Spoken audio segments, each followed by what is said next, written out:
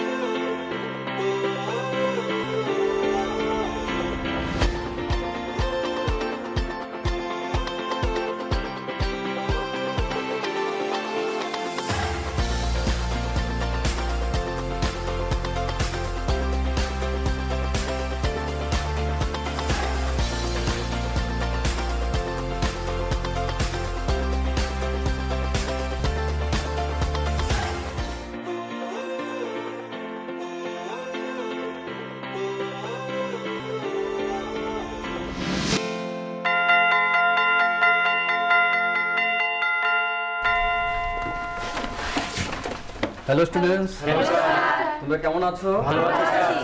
বসো। যদি দাঁড়াও দেখি, গত ক্লাসে আমি তোমাদের কি কি পড়িয়েছিলাম? স্যার নিউটনের প্রথম এবং দ্বিতীয় গতিসূত্র, জাড্যতা, ঘাত বল, বলের ঘাত ইত্যাদি পড়িয়েছিলেন। ভরবেগ, এই বিষয়গুলি পড়িয়েছিলাম। ঠিক আছে, আজকে তোমাদের পড়াবো, পাঠসূচিটা দেখে নাও।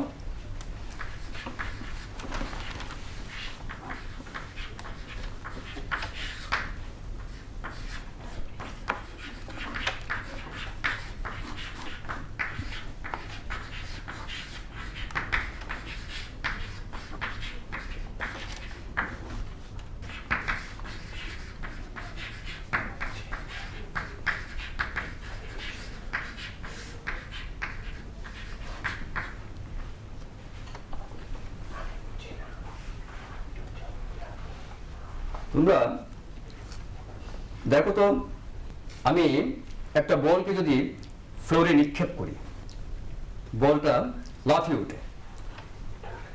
তুমি বলো তো, অদিতি বলো দেখি, একটি বলকে ঘরের মেঝেতে যদি আমি নিক্ষেপ করি তাহলে বলটা লাফিয়ে উঠে কেন? কারণ মেঝে বলটার উপর আর প্রতিক্রিয়া দেয়। প্রতিক্রিয়া বল প্রয়োগ করছে। বসো দেখি।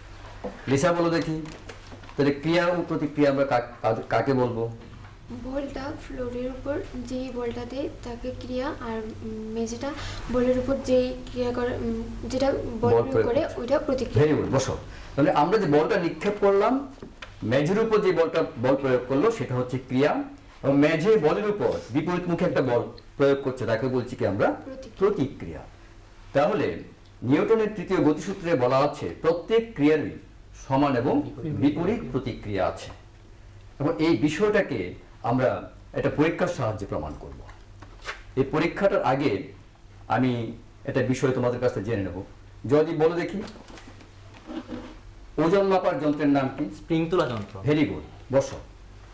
তোমরা পর্দায় দেখো, দেওয়ালে স্প্রিং ব্যালেন্সের এক প্রান্ত আটকানো আছে, স্প্রিং ব্যালেন্সের হুকে আরেকটি স্প্রিং ব্যালেন্সের হুক আটকানো আছে। আটকে এবার তাকে একটা নির্দিষ্ট বলে টানা হচ্ছে, তোমরা দেখতে পাচ্ছ? এবার দেখো তো, স্প্রিং ব্যালেন্সে যে বল দিয়ে টানা হচ্ছে হাত দিয়ে, সেখানে স্প্রিং ব্যালেন্সের যে পার্টটা দেখাচ্ছে, দেওয়ালের দিকে যে স্প্রিং ব্যালেন্সটা আছে, দেখো এই দুই পার্ট একই। স্প্রিং ব্যালেন্সের হাত দিয়ে যেদিকে বল টানা হচ্ছে দেওয়াল, তার বিপরীত দিকে কি বল প্রয়োগ করতে সমানু বিপরীতমুখী। তাহলে এই পরীক্ষার সাহায্যে আমরা প্রমাণ করতে পারলাম ক্রিয়া এবং প্রতিক্রিয়া সমান ও বিপরীতমুখী। এখন স্বাভাবিকভাবে একটা প্রশ্ন আসে, ক্রিয়া এবং প্রতিক্রিয়া যদি সমান হয় তাহলে তারা সাম্য প্রতিষ্ঠা করতে পারে না কেন? তোমাদের মধ্যে কেউ পারবে এর উত্তরটা দিতে? পারবে না। আমরা একটু আগে যে আলোচনা করেছি সেখানে আমরা দেখেছি ক্রিয়া এবং প্রতিক্রিয়া দুটো বস্তুর উপর ক্রিয়া করছে। ক্রিয়া এবং প্রতিক্রিয়া একই বস্তুর উপর প্রযুক্ত না হওয়ার জন্য এরা কখনো সাম্য প্রতিষ্ঠা করতে পারে না। এখন আমরা দেখি নিউটনের এই তৃতীয় গতিসূত্রের সাহায্যে আমরা কিছু কিছু বিষয়কে আমাদের প্রাত্যহিক জীবনে, আমাদের দৈনন্দিন জীবনে এগুলিকে আমরা ব্যাখ্যা করতে পারি কিনা। দেখো তো দেখি। দেখো, আমরা যখন কোন রাস্তা দিয়ে বা তলের উপর দিয়ে হাঁটি, এই ক্ষেত্রে নিউটনের তৃতীয় গতিসূত্রের সাহায্যে আমরা ব্যাখ্যা করতে পারবো কিনা। আমরা কোন রাস্তা দিয়ে বা তল দিয়ে যখন হাঁটি, ওই রাস্তা বা তলের উপর আমরা একটা বল প্রয়োগ করি, এটাকে বলছি ক্রিয়া। রাস্তা বা ওই তল আমাদের উপর কি প্রতিক্রিয়া হিসেবে একটা বিপরীতমুখী বল প্রয়োগ করছে। ওই প্রতিক্রিয়া বলকে যদি আমরা দুটো সমকোণী উপাংশে বিভাজিত করি, দেখো ছবিটা দেখো তোমরা, সমকোণী উপাংশে বিভাজিত করলে তার উলম্ব উপাংশ, ভার্টিক্যাল কম্পোনেন্ট যাকে বলছি, সেটা আমাদের শরীরের ওজনকে প্রতিমিত করে এবং তার অনুভূমিক উপাংশ আমাদের হাঁটতে সাহায্য করেছে। এইভাবে আমরা হাঁটতে পারি। এবং স্বাভাবিকভাবে প্রশ্ন আসে যে মসৃণ তলের উপর দিয়ে আমরা খুব দ্রুত হাঁটতে পারি না, কেন পারি না? তোমাদের মধ্যে কেউ আনসারটা করতে পারবে? পারবে? পারবে না। সে বলে দিতে, দেখো, মসৃণ তলে ঘর্ষণ বলের মান খুবই কম থাকে। সেই ক্ষেত্রে যখন আমরা হেঁটে যাই, যদি আমরা বেশি পরিমাণ দ্রুত হাঁটার চেষ্টা করি তাহলে প্রযুক্ত বলের যে অনুরূপাংশ সেটাকে খুব একটা বেশি বাড়ানো যাবে না। বাড়াতে গেলে আমরা পিছলে পড়ে যাবে। এই জন্য মসৃণ রাস্তার উপর দিয়ে আমরা দ্রুত হাঁটতে পারি না। বুঝেছো তোমরা? Very good. এখন সবাই দেখো, আকাশে পাখি, মানে বায়ুতে পাখি উঠতে পারে, আমরা তো পারি না। তো সবাই পাখি এই যে বাতাসে উঠতে পারে তার কৌশলটা কি? কেন তারা বাতাসে উঠতে পারে, আমরা পারি না? তোমরা দেখতে পাচ্ছ ছবিতে, পর্দায় দেখো, পাখির দুটো ডানা আছে। এই দুটো ডানার সাহায্যে বায়ুতে তারা বল প্রয়োগ করে। এটা হচ্ছে কি? পাখির ডানার সাহায্যে প্রযুক্ত বল, ক্রিয়া যে হিসেব করছে। আবার বায়ু পাখির ডানার উপর বিপরীতমুখী প্রতিক্রিয়া বল প্রয়োগ করছে। এই প্রতিক্রিয়া বলের লব্ধি পাখিকে বাতাসে উঠতে সাহায্য করে। এখন ধরো পাখি কোনো একদিকে বাঁক নেবে, তাহলে কিভাবে নেবে? যেদিকে বাঁক নেবে সেদিকের পাখার সাহায্যে বায়ুতে অপেক্ষাকৃত কম বল প্রয়োগ করবে অন্য পাখার তুলনায়, তাহলে পাখি সেদিকে মোড় নিতে পারে। এইভাবে নিউটনের তৃতীয় গতিসূত্রের সাহায্যে আমরা এই ব্যাপারটা খুব বলতে পারলাম। দেখো তো আরেকটা উদাহরণ তোমরা দেখো। আমরা সবাই জানি নদীতে যে নৌকা চলে, নৌকাতে যখন যাত্রী থাকে, যাত্রী যখন নদীর একদম তীরে এসে পৌঁছায় তখন তীর থেকে নামার পরে দেখা যায় নৌকাটা পেছন দিকে সরাচ্ছে। তোমাদের মধ্যে কেউ বলতে পারবে কেন এমন ঘটনাটা ঘটছে? নৌকাটা কেন পেছন দিকে সরে যাচ্ছে যাত্রী যখন নামে? পারবে? তোমাদের মধ্যে কেউ কাকলি পারবে? স্যার, যাত্রী নৌকার উপর যে বল প্রয়োগ করছে, নৌকাও যাত্রীর উপর বিপরীতমুখী প্রতিক্রিয়া বল প্রয়োগ করে। Very good. যাত্রী নৌকার উপর একটা বল প্রয়োগ করছে আর নৌকা যাত্রীর উপর একটা কি প্রতিক্রিয়া বল প্রয়োগ করছে। এই প্রতিক্রিয়া বলের জন্য যাত্রী তীরে পৌঁছাতে পারছে আর নৌকাটা যাত্রী যে বলটা প্রয়োগ করছে তার জন্য কি পেছন দিকে চলে যাচ্ছে। Very good. বসো। আমরা এইভাবে ক্রিয়া ও প্রতিক্রিয়ার যে উদাহরণগুলি পড়লাম, এইগুলি অনেক উদাহরণ দেখবে নিউটনের তৃতীয় গতিসূত্র আরো আছে, তোমরা আরো দেখবে। প্রয়োজন আমাকে কোশ্চেন করতে পারো, যদি না বুঝো আমি পরের ক্লাসে এগুলি দেখবো। এরপরে দেখো আমি যে বিষয়টা পড়াবো, লিফটে প্রতিক্রিয়া। লিফটে প্রতিক্রিয়া এই বিষয়ে যাওয়ার আগে আমি বলো দেখি, স্নেহাশিস বলো দেখি, ধরো একটা বাড়ির বহুতল বাড়ি, তার 5 তলা আমাকে যেতে হবে। আমি সিঁড়ির সাহায্যে যাব না, অন্য কিভাবে যেতে পারি? লিফটে যেতে পারি। Very good. বসো। এখন দেখো তো লিফট, তোমরা দেখতে পাচ্ছ একটা লিফট। ধরো লিফট যখন এ তরণ নিয়ে উপরে উঠে, লিফটের ত্বরণ থাকবে, লিফট যখন এ তরণ নিয়ে উপরে উঠে আরোহী নিজেকে অপেক্ষাকৃত ভারী মনে করে কেন? যদি কারোর এই অভিজ্ঞতা থাকে তোমরা নিশ্চয় অনুভব করবে। ধরি আরোহীর ভর ইকুয়ালস টু m, সুতরাং আরোহীর ওজন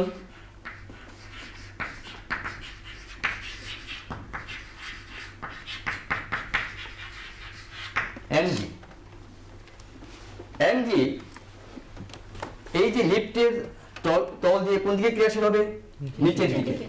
আবার লিফটও আরোহীর উপর একটা প্রতিক্রিয়া বল প্রয়োগ করবে, সেটা কোন দিকে হবে? উপরের দিকে। এই বল লিফটের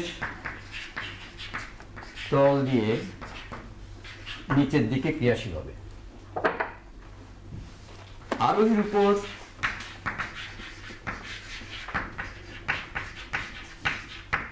লিফটের প্রতিক্রিয়া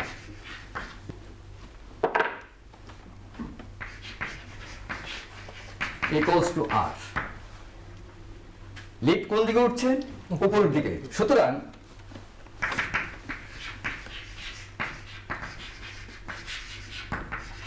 আরোহীর উপর ঊর্ধ্বমুখী লব্ধি বল ইকুয়ালস টু কত হবে? r minus m। r minus m। Very good.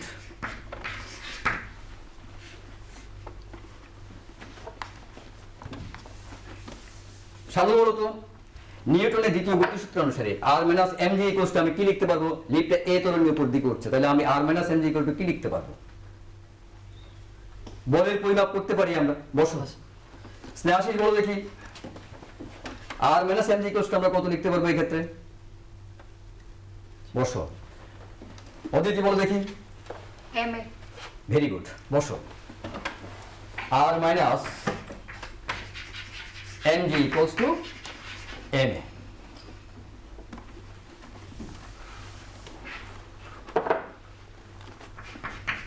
r equals to m into Lisa বলো দেখি কি লিখতে পারবো? r equals to m into g minus a, g plus a। Very good, g plus a।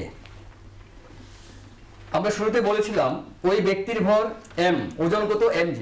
এবং দেখতে পাচ্ছ লিফটের প্রতিক্রিয়া r ইকুয়ালস টু কত হচ্ছে? m into g plus f।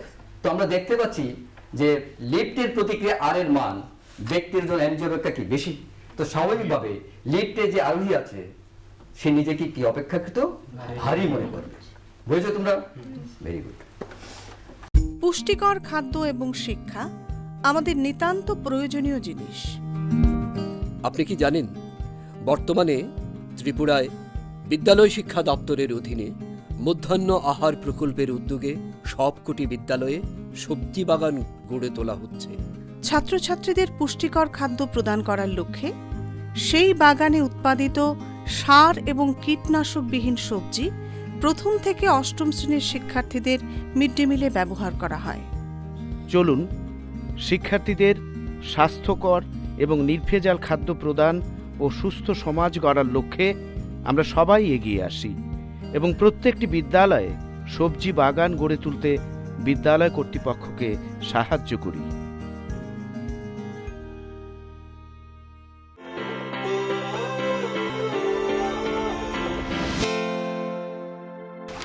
দেখো লিফট এ ত্বরণ নিয়ে নিচে নামবে, কি হবে?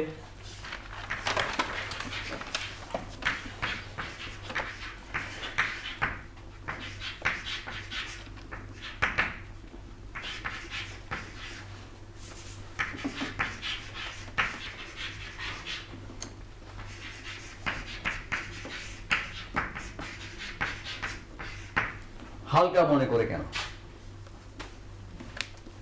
তো স্বাভাবিকভাবে এই ক্ষেত্রে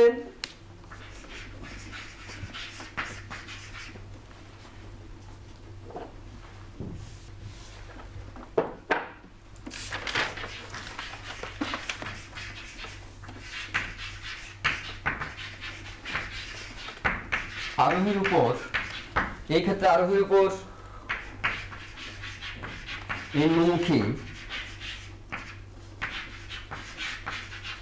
লব্ধি বল ইকুয়ালস টু, শানু বলো তো কত হবে? এই ক্ষেত্রে আরোহীর উপর নিম্নমুখী লব্ধি বল যখন লিফটটি নিচের দিকে নামবে কত হবে? ব্যক্তির ওজন কত? mg, লিফটের প্রতিক্রিয়া কত r, লিফটটা কোন দিকে নামছে? নিচের দিকে। বসো, লিসা বলো দেখি। আর মাইনাস এম, আর equals to mg minus m। বসো, লব্ধি বল পাবে mg minus r। mg minus r, very good, mg minus r। নিউটনের দ্বিতীয় গতিসূত্রে আমরা কি লিখতে পারবো? mg minus r equals to, সুতরাং mg minus r equals to ma। और r ইকুয়ালস টু, রাকেশ বলো দেখি r ইকুয়ালস টু কত হবে? ma by mg। ma by mg। বসো, দেবাশিস বলো দেখি m into g minus r। Very g good. Minus a। বসো, g মাইনাস a। তো ওই ব্যক্তির ওজন কত ছিল, আরোহীর ওজন কত ছিল? mg। তোমরা দেখতে পাচ্ছ এখানে r ইকুয়ালস টু কত হলো? m into g minus a। তার মানে কি ওই ব্যক্তি বা আরোহীর ওজন কি, তার ওজন mg অপেক্ষা কি কম। স্বাভাবিকভাবে লিফটটি যখন ত্বরণ নিয়ে নিচে নামবে আরোহী নিজেকে কি অপেক্ষাকৃত হালকা মনে করবে। এবার দেখো তো লিফটের ত্বরণ a ইকুয়ালস টু 0 হলে কি হবে? লিফটের ত্বরণ a ইকুয়ালস টু 0 কখন হবে? যদি লিফটটি সমবেগে উপরে উঠে অথবা নিচে নামে অথবা কি লিফট স্থির থাকে। তো আমরা দেখতে পেয়েছিলাম যখন লিফটটি উপরে উঠে সেই ক্ষেত্রে r ইকুয়ালস টু কত ছিল? m into g plus a, number 1 এটা ছিল। আর লিফট যখন নিচে নামে সেই ক্ষেত্রে rটা কত ছিল? m into g minus a, এটা আমরা পেয়েছি। যদি a ইকুয়ালস টু 0 হয় সেই ক্ষেত্রে r ইকুয়ালস টু কত হবে? দুই ক্ষেত্রে পাবো। a ইকুয়ালস টু 0 তাহলে r ইকুয়ালস টু কত হবে? mg।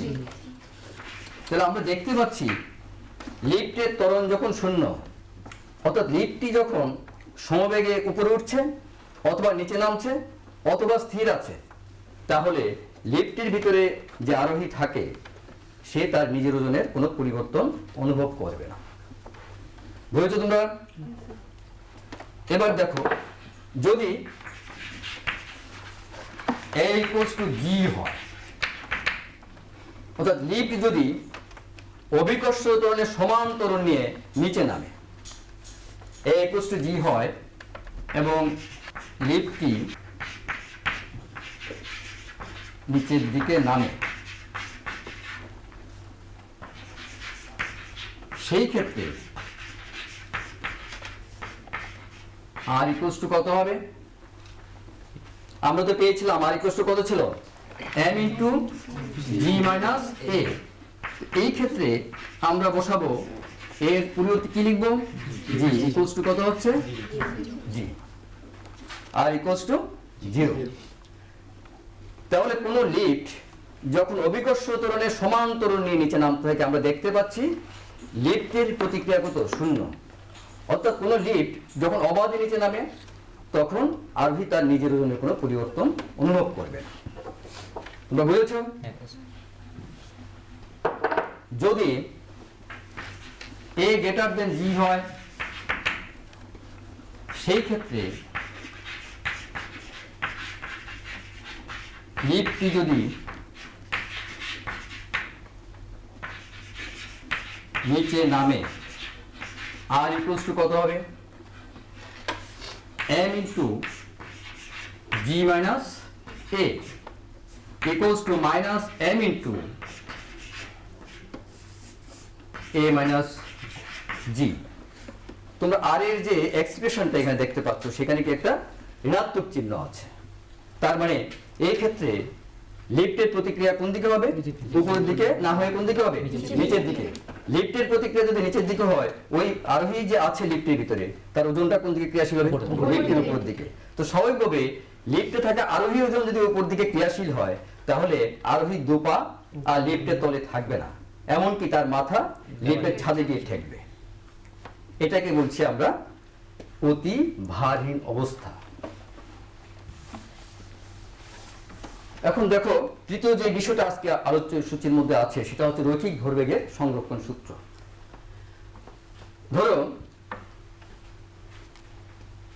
তোমরা দেখতে পাচ্ছ দুটি বস্তু, একটির ভর m1, অপরটির ভর কি? m2। m1 ভর u1 বেগে, m2 ভরের বস্তু u2 বেগে একই সরলরেখা বরাবর চলছে এবং কোনো এক সময় তারা সংঘর্ষে লিপ্ত হলো। সংঘর্ষের পর এদের বেগ হলো যথাক্রমে কত? v1 এবং v2। রৈখিক ভরবেগের সংরক্ষণ সূত্র অনুসারে আমরা বলতে পারবো সংঘর্ষের আগের ভরবেগের সমষ্টি এবং সংঘর্ষের পরে কি ভরবেগের সমষ্টি সমান হবে। তো তোমরা দেখতে পাচ্ছ সংঘর্ষের আগে m1 বস্তুর ভরবেগ p1 ইকুয়ালস টু কত হচ্ছে? m1 u1 এবং m2 বস্তুর ভরবেগ p2 ইকুয়ালস টু কত হচ্ছে? m2 u2। সংঘর্ষের পরে কত হচ্ছে? p1 ড্যাশ m1 ভরের বস্তুর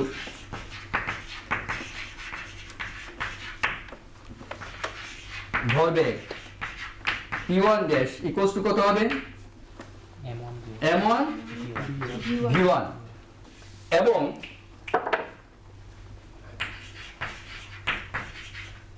m2 ভরের বস্তুর ভরবেগ p2 ড্যাশ ইকুয়ালস টু কত হবে? m2 v2। রৈখিক ভরবেগের সংরক্ষণ সূত্র অনুসারে আমরা লিখতে পারবো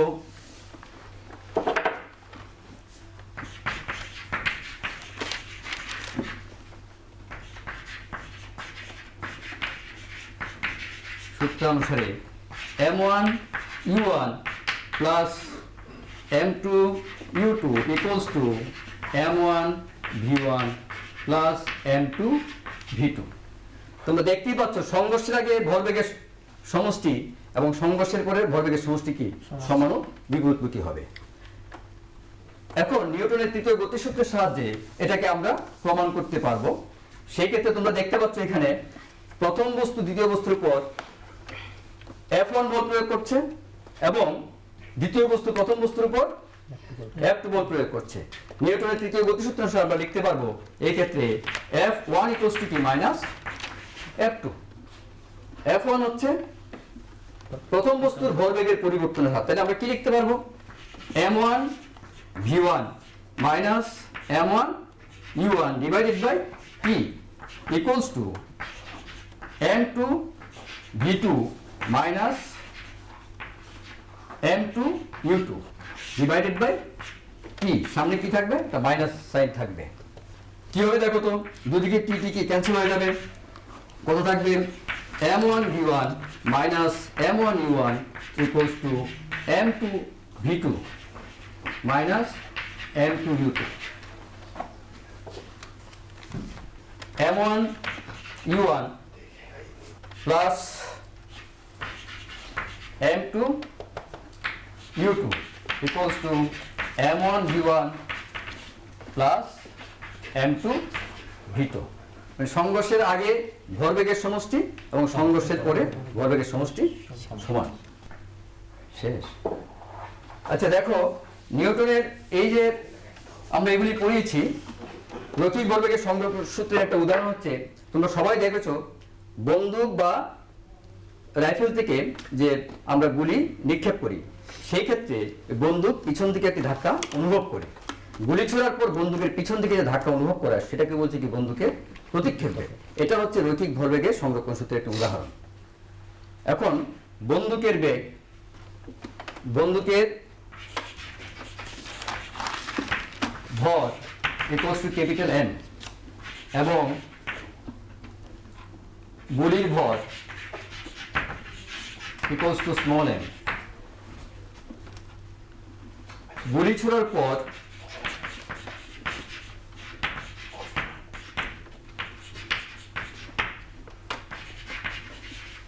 বন্দুকের bag equals to capital V এবং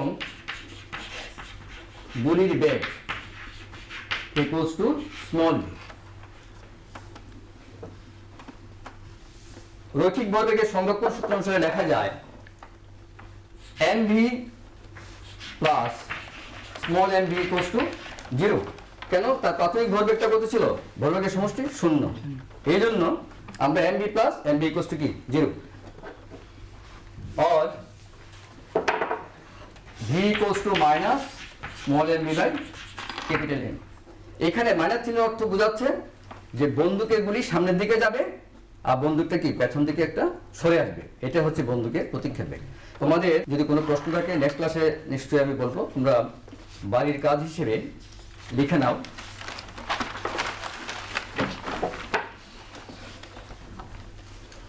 চার কেজি ভরের একটি বন্দুক থেকে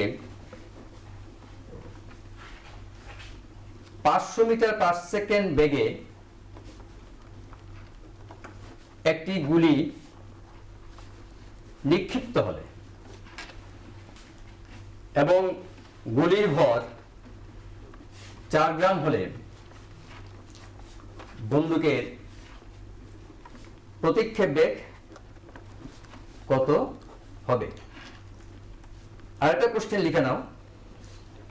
রৈখিক ভরবেগের সংরক্ষণ সূত্র থেকে নিউটনের তৃতীয় গতিসূত্র প্রতিস্থাপন। তোমাদের ক্লাস এখানেই শেষ। সামনে পুজো, তোমরা ভালোভাবে কাটাবে, বাড়িতে পড়াশোনা করবে। ভালো থেকো।